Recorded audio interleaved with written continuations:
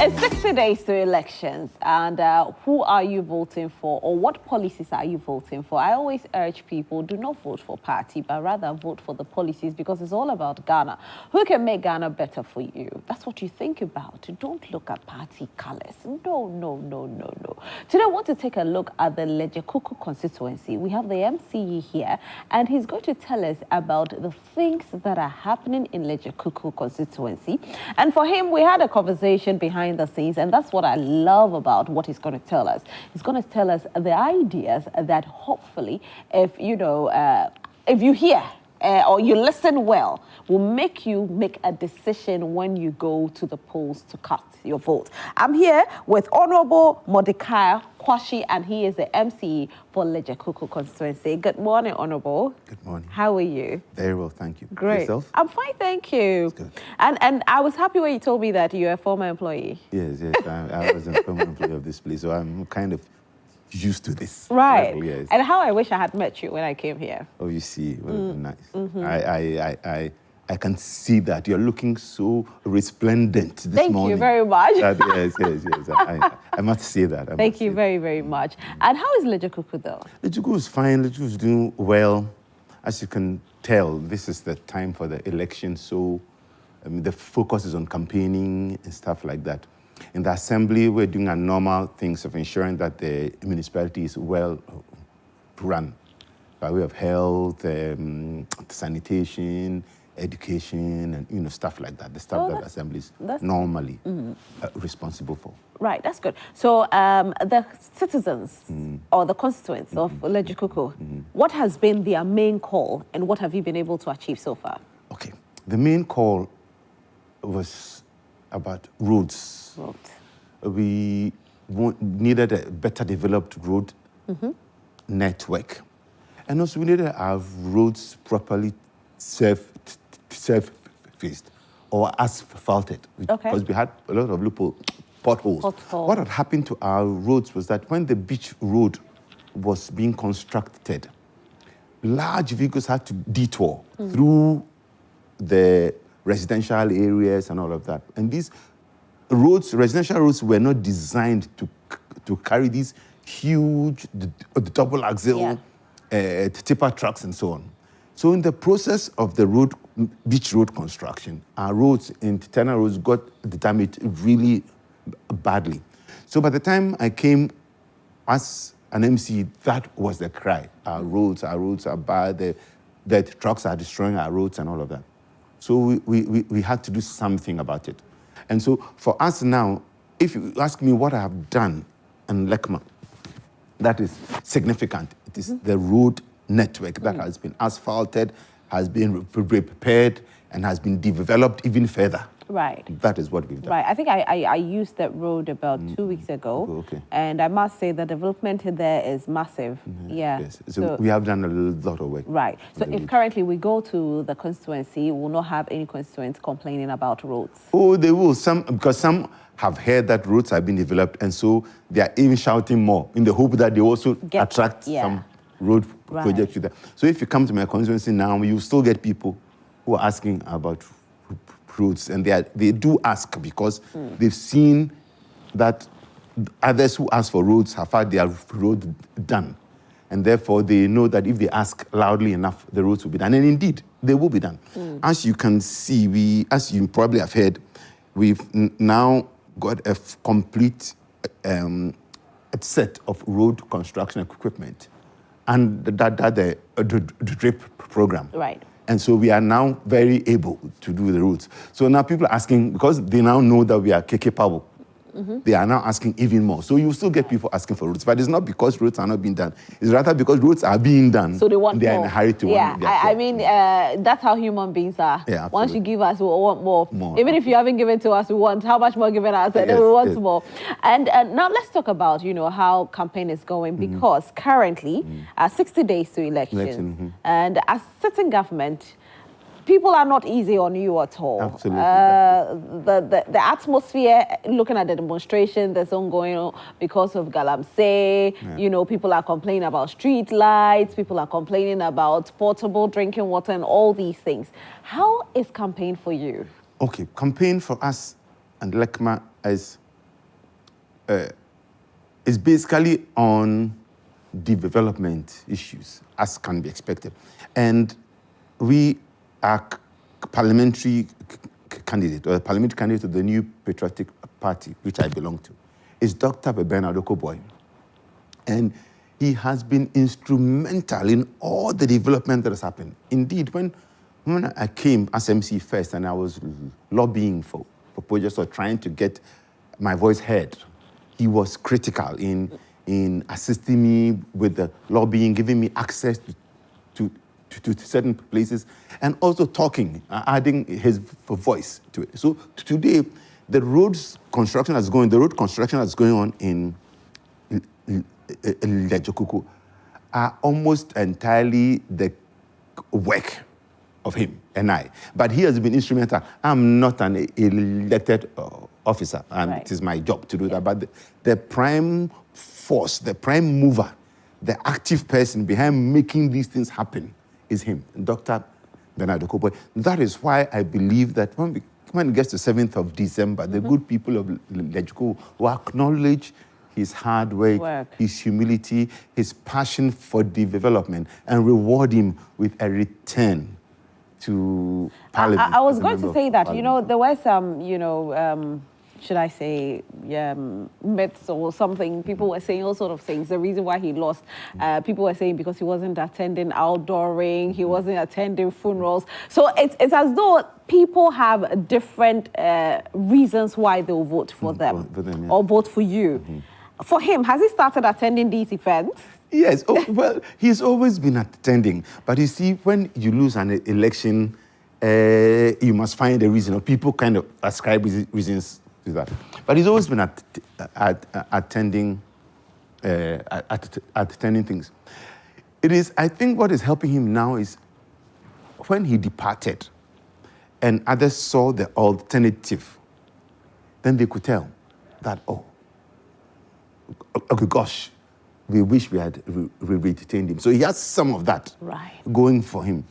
Apart from the fact that I sometimes think in Ghana, if you are an honest and straightforward politician, you must expect that people will sometimes ignore you. And it's only when they see what they've gone, how things have gone wrong, that's when they'll come back. Exactly. Otherwise, so I kind of think that it is the function of a good, straightforward, honest politician that sometimes people would take you for granted, or people not believe you.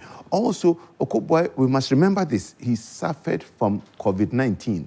His role he played in COVID-19, which made it difficult then for him to accept the celebration of Homowo in the usual form, because it would have been bad for the virus and infections and so on. And so we had to restrain, and that is what cost him. And it's important that we remember that still he prioritized human life over his political ambition and paid the price for it. Today, the people of Lejokuku are clamoring for him. And we believe very much that in this election that we're going to, we are working hard though. We are not taking anything for granted. We're working very hard, but we are sure that come 7th December, Dr. Bernard Yeboah will be the new member of parliament elect for the Lejokuku Municipal Assembly. Right. What about presidential? Is it easy campaigning? The presidential is interesting. It's not easy. It's hard. Remember that we're in an 8-year cycle, and normally 8 years is a change cycle. So we are battling against those headwinds. That aside, this election, the incumbent, Dr. Mordecai Quarshie, is rather the candidate of change. He is making the bold and transformational things. Normally, those ideas would come from the opposition. Right. And the incumbents would tend to go on same continuing to kind of thing. But here in this election, we have a candidate, a special candidate. And I'll come to tell you why I think he's so special. A special candidate who is talking bold things, transformational things. And those are the reasons why it's important for us as a nation to interrogate some of what he's saying. The reason I talk so much about him is that, listen, the biggest problem facing this nation today is the fact that we're on a 17th IMF program in 67 years. We go to the IMF almost automatically. All the time. Anytime we are hit with crisis, boom, IMF. Yes. And this happens whether it's a military government, whether it's a civilian government, whether it's NPP or NDC. This is a systemic problem, clearly. It's a problem that sometimes we politicize for political gain, but really any serious analyst who looks at it will conclude that this is a systemic problem and requires a systemic solution. Now, why is Dr. Yeboah special in this regard? Because I believe firmly that he seems to have found the key or the solution. And what is it? The solution is the flat tax that is bringing. It's a very innovative thing. It's something that we haven't spent as much time thinking about it as we should. And it is a complete game changer. It changes, well, not everything, but most things. And I'll explain why. The flat tax is because it's a lower tax and a wider coverage. Yeah. It's expected to bring in much more than we are getting now.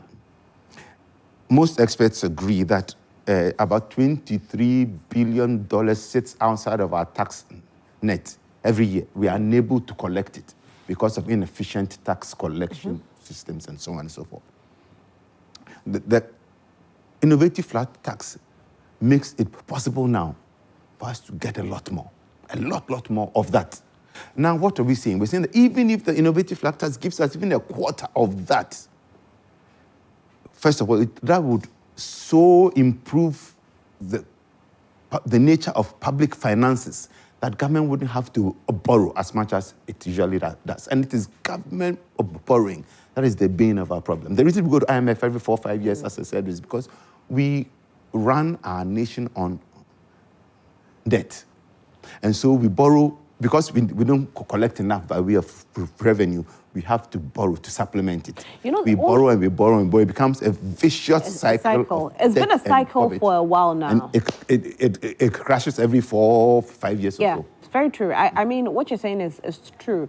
The only issue here will be us, the people that voted in 2016 who are watching right now. Maybe the younger ones might not know, but those who voted in 2016, most of them felt the campaign promise was Ghana beyond aid, and Ghana will not go to IMF, and so I'll go vote for the NPP.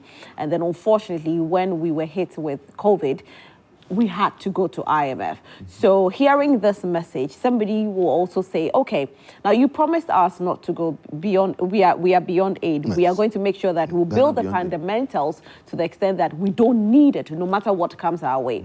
What shows or what proves that this time around, if we vote for you, we'll still not go to IMF? Okay. This is what it shows. You can do an honest intellectual review of the past 7 years without mentioning COVID-19. COVID-19 it's what we call a black swan event. Nobody could have anticipated that. And indeed, even with the promises we're making now, and even if you vote for us now, and major black swan events like that come, it will affect our ability to deliver. It's just that is the way the world is.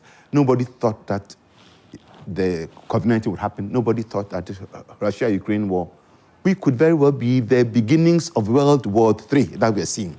Nobody thought these two huge things that haven't happened in a very long time would happen in our time.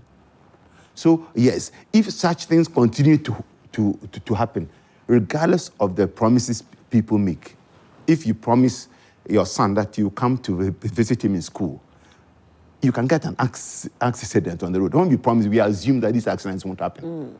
But if the accidents happen, you'll be able to. And the COVID-19 and the Russia-Ukraine war are two big black swan events that have rocked the entire world.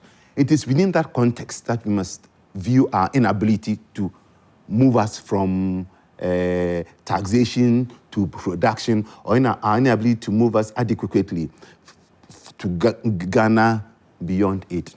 Ghana beyond aid was not actually a campaign promise. It was introduced after we won the election. Okay. Bernard Yeboah the president, after working a little while, realized that no, it is imperative as a nation that we move beyond it. And let me tell you let me tell you how this innovative flat tax will help us to move beyond it. Okay.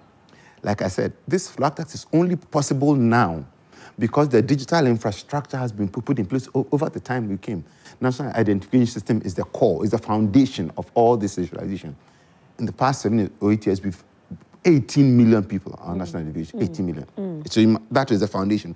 That had to be done first. This mobile money interoperability had to be done for us to get to where we are. Mobile re-registration had to be done to get to where we are. Linking things, tax identification numbers, turning the national identification number to the tax identification was necessary to get us where we are. So in the past 7 years or so, we have, with the leadership of Dr. Bawumia, we have slowly and painstakingly put in place the digital infrastructure that has brought us to the point where we can effectively implement this flat tax. How will it work? How will it work? Is it that everybody is paying the same amount, or how is it going to work? Everybody will pay the same percentage. Okay. Now, the whole idea behind the flat tax is that the tax rate is quite low, and it is very, very simple, and so more people pay. Okay. Okay, that's the first idea. Now, many countries have implemented it before. Russia, Estonia, so many countries, most of them in Eastern Europe. But I believe Hong Kong also. Hong Kong was the first country ever to do the flat tax system. Okay, so let me ask you this before you go into it. The percentage that we are looking at, do we have a fair idea of the percentage? We don't. Okay. We don't have the idea now. But the whole concept of a flat tax is a low percentage, simplified tax, and a wide coverage. If somebody is watching right now, and with regards to what we have seen over a period, e-levy has come in, emission, tax and all these things. And, we are telling us that there's going to be a flat tax system, however, or rate. However, we don't know the percentage. What if I finish voting for you and you give me a percentage that's like 30%? Okay, yes. The very idea of a flat tax, like I said before, the idea is a lower tax rate and a wider. Okay. So, I mean, if somebody comes up with a higher tax rate, then it is completely opposite the idea of the entire flat tax. That is why anybody who knows anything about the flat taxes knows that it will necessarily lead to a lower tax rate. Okay. Just that the benefit is that it gets wider. Okay. And because it's lower, the incentive to bypass it tax is low. There are not many loopholes and things inside. So basically, it's a simple tax, easy to tell what to pay and easy to pay. Now, what's important in this time, particularly, is that, like I said, we've built the digital infrastructure to do that. So when this flat tax comes, and it will be administered pretty much via the phones, remember that we also have the infrastructure to enforce it. Because of the Ghana card and so on, there are ways that we can, and then the Ghana.gov platform, there are ways that if you don't pay, a certain amount of digital discomfort or digital inconvenience can be imposed on you to make you pay. That is the key thing. For the first time, we will have a system that if you don't pay, it is self-checking. Yeah. You will go and do things and your card will not perform. It will point you to Ghana.gov when you go there. So you owe this, you owe that. So you have to this pay. This is where we're going to. Right. So you should see that the possibility that this flat tax will be successful is quite high.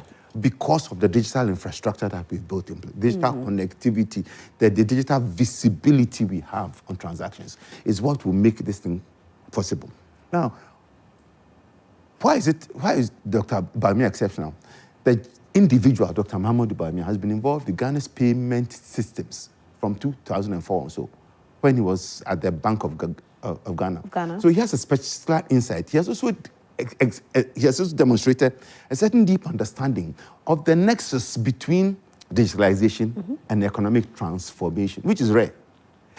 If you read his book in 2010, he wrote it in 2010 that digitalization is what will bring financial inclusion.